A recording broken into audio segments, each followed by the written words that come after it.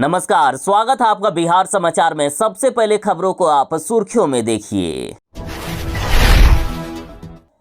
नीतीश सरकार ने 7,000 रुपया करके बाढ़ पीड़ितों को दिया है और यदि किसी के मकान को क्षति पहुंचा है, गाड़ी को क्षति पहुंचा है या फिर फसल को, इन सभी को भी मुआवजे की राशि दिवाली से पहले दिया जाएगा।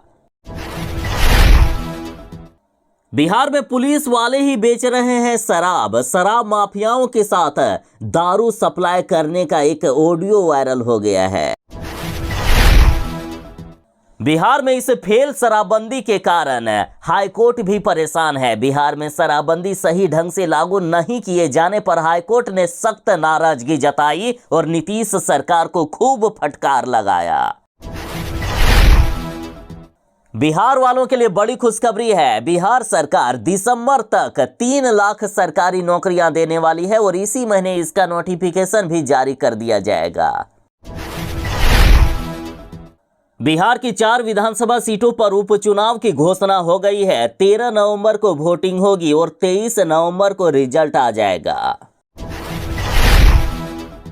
उपचुनाव की घोषणा होते ही जीतनराम मांझी ने जनता से कहा है कि जो दारू और ताड़ी से बैन हटाएगा उसी को वोट दें। जीतनराम मांझी ने नीतीश कुमार पर बड़ा हमला किया। अब बिहार में किसानों की बढ़ जाएगी आमदनी। किसानों की आय दोगुनी करने के लिए नीतीश कुमार जी ने नया प्लान तैयार कर लिया है।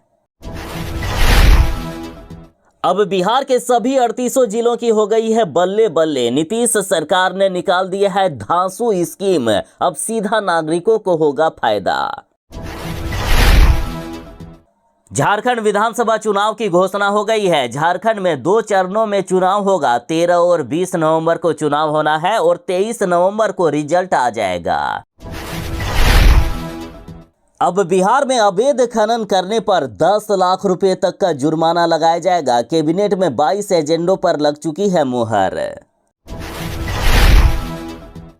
नीतीश कैबिनेट ने बड़ा फैसला ले लिया है। बिहार पुलिस के सभी आईओ को दिया जाएगा लैपटॉप और स्मार्टफोन। तो आज बिहार और देश की बड़ी खबरों को विस्तार से बात करेंगे। इससे पहले आपसे एक छोटी सी अनुरोध है, कृपया वीडियो को एक प्यारा सा लाइक अवश्य कर दीजिएगा। आपका लाइक करना ही हमारी मेहनत का फल होता है। शराबबंदी के कारण नीतीश सरकार की खूब बदनामी हो रही है, जिसे बीजेपी वाले भी अब बर्दाश्त करने के मूड में नहीं हैं। साथ ही लगातार पटना हाईकोर्ट के द्वारा नीतीश सरकार को फटकार लगाई जा रही है और इस बार फिर से शराबबंदी सही ढंग से लागू नहीं किए जाने पर हाईकोर्ट ने जताई नाराजगी। हाईकोर्ट ने कहा है कि शराबबंदी के कारण अन्य अपराधों की संख्या में बढ़ोतरी हुई है। हाईकोर्ट ने कहा कि जिन पुलिस वालों को अन्य अपराध को रोकने में लगाना चाहिए उसे नीतीश कुमार जी ने शराब ढूंढने के काम में लगा रखा है। साथ ही कोर्ट का भी अधिकतर समय शराब के मामलों में खत्म हो जाता है। इसलिए नीतीश सरकार को शराबबंदी या तो सही से लागू करना चाहिए या इसे खत्म करना चाहिए। हाईकोर्ट ने कहा कि आज पुलिस वाले भी शराब के धंधे में लगे हुए हैं और ऐसी खबरें लगातार और ऐसे मामले भी लगातार कोर्ट में आ रहे हैं। जांच करने वाली एजेंसी भी अपने कर्तव्य को सही ढंग से नहीं निभा रही है। पुलिस शराब स्मगलरों और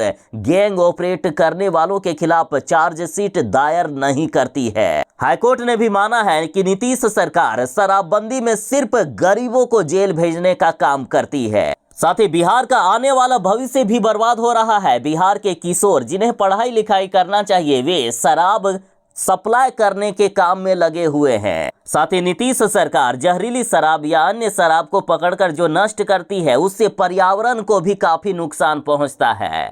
हाईकोर्ट ने सख्त नाराजगी जताई है और सरकार को अंतिम बार चेतावनी दिए हैं।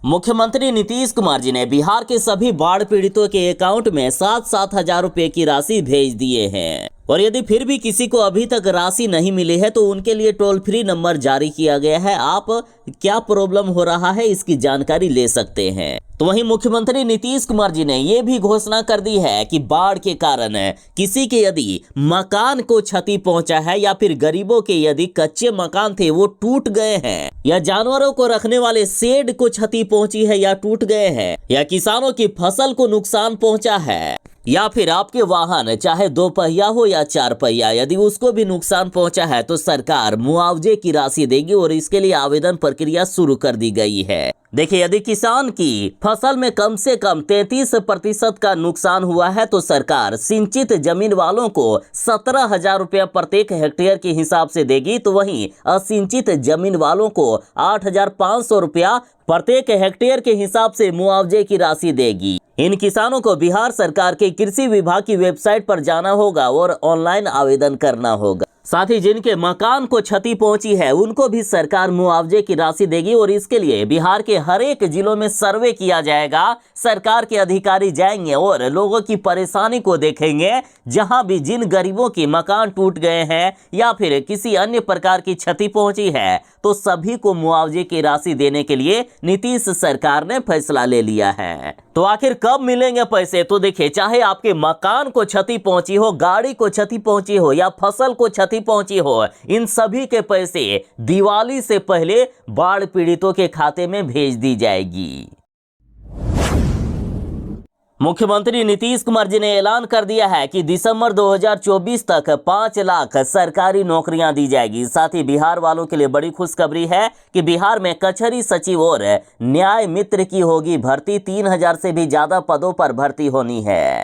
देखिए, बिहार के विभिन्न पंचायतों में कचहरी सचिव और न्याय मित्र के 3,810 पदों पर बहाली दिसंबर तक हो जाएगी। पंचायती राज विभाग ने सभी जिलों को इस साल के अंत तक बहाली प्रक्रिया पूरी करने का निर्देश दिया गया है। साथ ही अभी फिलहाल सरकार बिहार में 3 लाख से भी ज्यादा सरकारी नौकरियों के लिए नोटिफिकेशन जारी करने वाली है और ये नोटिफिकेशन इसी महीने से जारी होना शुरू हो जाएगा और ये भर्तियां अगले 6 महीने के अंदर पूरा कर लिया जाएगा। देखिए, शिक्षा विभाग में 1.5 लाख पदों पर शिक्षकों की बहाली होगी, तो वहीं पुलिस विभाग में 1,22,000 पदों पर बहाली की जाएगी। स्वास्थ्य विभाग में 45,000 पदों पर बहाली होगी और इसी महीने के यानी अक्टूबर के अंत तक इसके लिए नोटिफिकेशन जारी कर दिया जाएगा।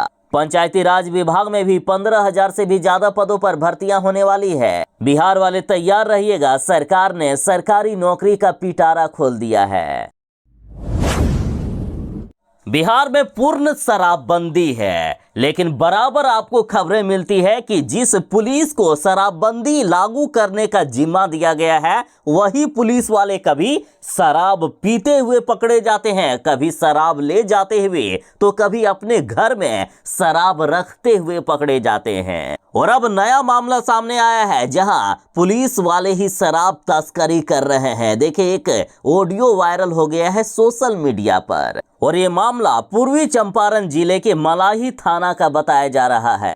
व्यक्ति शराब लेने गया तो उसके पैसे घट गए तो इन्होंने थानाध्यक्ष से ही 200 रुपए उधार के रूप में मांग दिए। जो ऑडियो वायरल हो रहा है उसमें से कहा जा रहा है कि हेलो गुड्डू बोल रहे हैं सर, मुसरी टोला के आगे हरिशंकर यादव नहीं है, वहीं पर दारू लेने आए हैं लेकिन पैसा नहीं है, पैसा कम पड़ गया है। उसके बाद पुलिस वाला सवाल करता है कि क्या बेचता है, अंग्रेजी या देसी? व्यक्ति के द्वारा जवाब दिया जाता है कि फ्रूटी। फिर फोन करने वाला व्यक्ति कहता है कि 200 रुपए इसी नंबर पर फोन पे कर दीजिए ना, पैसा कम हो गया है। उसके बाद पुलिस वाला कहता है कि आकर थाने से ले जाओ, मैं फोन पे नहीं चलाता हूँ। उसके बाद फोन करने वाला व्यक्ति पूछता है कि कहाँ पर, थाना पर ही आए? तो बोला जाता है कि हाँ, यहीं थाने पर आकर ले जाओ पैसा। फिर फोन करने वाला शख्स कहता है कि ठीक है, थाने पर ही रहिएगा, वहीं रूम में आ रहे हैं पैसा लेने के लिए। अब बताइए, जब पुलिस वाले ही दारू बेचने का काम करने लगे, शराब माफियाओं को शराब सप्लाई करने का काम करने लगे, तो बिहार में इस शराबबंदी का क्या मतलब रह जाता है?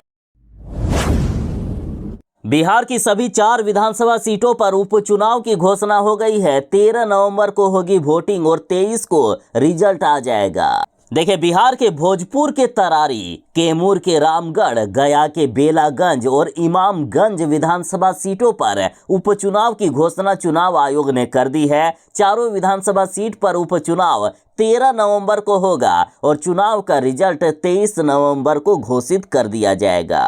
इस बार उपचुनाव में एनडीए और इंडिया गठबंधन के साथ प्रशांत किशोर की जन सुराज पार्टी भी जोरों शोरों से लगी हुई है। चारों विधानसभा सीटों पर कांटे की टक्कर होगी, ऐसा माना जा रहा है। एक तरफ उपचुनाव की घोषणा हो गई है और दूसरी ओर जीतन मांझी ने फिर से शराबबंदी का विरोध कर दिया और यहां तक कह दिया है कि जो दारू और ताड़ी से बैन हटाएगा उसी को वोट दें। जीतन मांझी ने नीतीश कुमार जी पर बड़ा हमला किया है।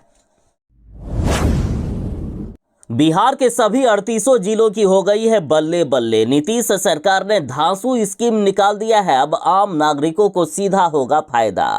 देखिए, अभी बिहार में आलू के दाम उबल रहे हैं, मिर्ची की कीमत तीखी लग रही है, टमाटर लाल हो गया है, प्याज की कीमत रुलाने लगी है। लेकिन अब ऐसी खबर आ गई है जिससे सभी 38 जिलों को फायदा मिलेगा। देखिए, बिहार सरकार ने बिहार में सब्जियों के सुरक्षित भंडारण के लिए पब्लिक पार्टनरशिप योजना के तहत कोल्ड स्टोरेज का निर्माण करने का फैसला लिया है। इसके लिए सहकारिता विभाग की ओर से प्रस्ताव भी तैयार कर लिया गया है। इस प्रस्ताव के तहत पहले चरण में 50 प्रखंड मुख्यालयों में एक एक कोल्ड स्टोरेज का निर्माण कराया जाएगा। इसके लिए विभाग की ओर से जमीन सुनिश्चित करने का आदेश दे दिया गया है। एक एक कोल्ड स्टोरेज के निर्माण पर 1 करोड़ 17 लाख रुपए खर्च करेगी सरकार और इसे बिहार के सभी 38 जिलों में लागू करने का निर्देश दिया गया है। ऐसा हो जाने के बाद सब्जी लोगों को सस्ती मिलेगी, उन्हें महंगी सब्जी नहीं खरीदना पड़ेगा।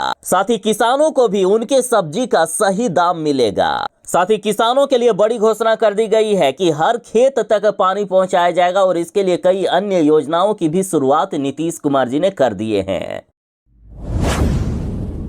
अब बिहार के किसानों की बढ़ जाएगी आमदनी, नीतीश सरकार ने तैयार कर लिया है नया प्लान। देखिए, बिहार में किसानों को केले की खेती से समृद्ध बनाने के लिए सरकार ने नया प्लान तैयार किया है। पपीता के साथ केले की खेती का रकबा बढ़ाया गया है। देखिए, अब बिहार के जिलों में 65 हेक्टेयर में केला और 65 हेक्टेयर में पपीता की खेती की जाएगी और किसानों को बीज पर 50% का अनुदान दिया जाएगा। अब अवैध खनन पर 10 लाख रुपए तक का जुर्माना लगेगा। कैबिनेट की 22 एजेंडों पर मुहर लग चुकी है। देखिए, नीतीश कैबिनेट में फैसला लिया गया है कि अवैध खनन के मामले में ट्रैक्टर एवं ट्रॉली पर 10,000 रुपया का जुर्माना लगाया जाएगा। साथ ही बालू परिवहन के दौरान वाहन में जीपीएस डिवाइस में छेड़छाड़ करने या उसे बंद करने पर ट्रैक्टर पर 20,000 और अन्य बड़े वाहनों पर 1 लाख रुपए का जुर्माना लगाया जाएगा। तो वहीं प्रकाश की पर्याप्त व्यवस्था नहीं रहने यानी रोशनी कम रहने पर 50,000 रुपए का जुर्माना लगाया जाएगा। साथ ही उत्पादन की पंजी संधारित नहीं रहने पर पहली बार उल्लंघन के लिए 5 लाख और दूसरी बार उल्लंघन के लिए 10 लाख रुपए का जुर्माना लगाया जाएगा। साथ ही गीला बालू परिवहन करने पर ट्रैक्टर पर 5,000 और अन्य बड़े वाहनों पर 25,000 रुपए का जुर्माना लगाया जाएगा। इसके साथ ही अन्य भी कई नियम लागू किए गए हैं। हर जगह पर जुर्माने की राशि बढ़ा दिया गया है। मुख्यमंत्री नीतीश कुमार जी ने बिहार पुलिस के सभी आईओ को दिया है लैपटॉप और स्मार्टफोन।